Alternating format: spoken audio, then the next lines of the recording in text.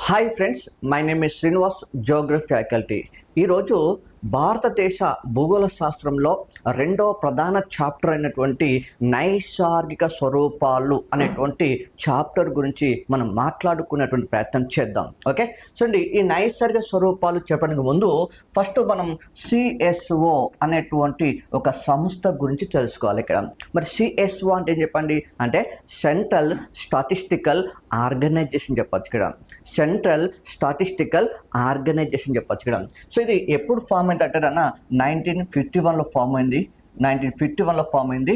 ఈ సంస్థ ఇండియా మొత్తం భూభాగాన్ని సర్వే చేసి అది కొన్ని ప్రధానమైనటువంటి ల్యాండ్ ఫార్మ్స్ అంటే భూస్వరూపాలు ఉంటాయని చెప్పి ఈ సంస్థ చెప్పడం జరిగింది. ఇక్కడ మరి ఏ రకమైనటువంటి ల్యాండ్ ఫార్మ్స్, మరి ఏ రకమైన భూస్వరూపాలు ఈ ఇండియాలో ఉంటాయని చెప్పి ఈ సంస్థ చెప్పిందంటే, సో దీనిలో ఫస్ట్ మనం తీసుకుంటే సో పర్వతాలు తీసుకోవచ్చు. ఇక్కడ సో పర్వతాలు మనం తీసుకుంటే ఎంత శాతం ఉంటుందని చెప్పిందంటే ఇండియా లోపల సో 10.17% మాత్రమే ఉంటాయని చెప్పింది. ఇక్కడ సో దీని డయాగ్రామ్ తీసుకుంటే ఇవి మౌంటైన్స్ అమ్మ. ఇక్కడ ఇవి ఇండియా లోపల జస్ట్ 10.17% మాత్రమే ఉంటాయి అని చెప్పి ఈ సంస్థ చెప్పింది. ఇక్కడ దానిలో భాగంగానే రెండోది తీసుకుంటూ పోతే మనం కొండలు అని చెప్తాం. ఇక్కడ మరి కొండలు ఇండియా లోపల ఎంత శాతం ఉంటాయని చెప్పిందంటే సో 18.6% ఉంటాయని చెప్పి పేర్కొంది. ఇక్కడ సో దీని ఎగ్జాంపుల్ తీసుకుంటే సో ఇవి కొండలు చెప్పొచ్చు ఇక్కడ.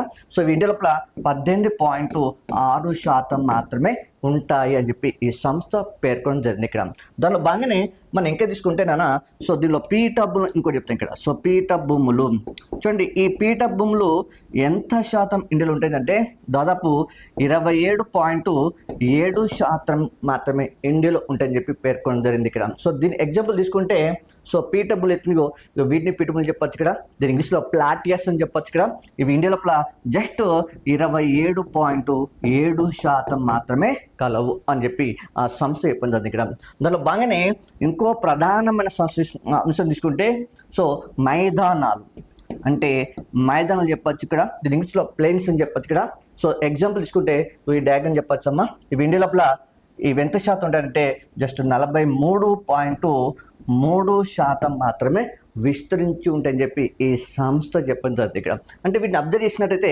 భారతదేశంలో ఏవి ఎక్కువ ఉన్నాయి మనకు, సో మైదానాలు ఎక్కువ ఉన్నాయి. ఇక్కడ సో మైదానాలు దేనికి ఫేమస్ చెప్పొచ్చు అంటే వ్యవసాయం చేయటకు మాత్రమే అనుకూలంగా ఉంటాయి. ఇక్కడ కాబట్టి భారతదేశం ఏ రంగంలో ఎక్కువ అభివృద్ధి చెందంటే వ్యవసాయ రంగం లోపల మాత్రమే అభివృద్ధి చెందింది. Okay, thank you.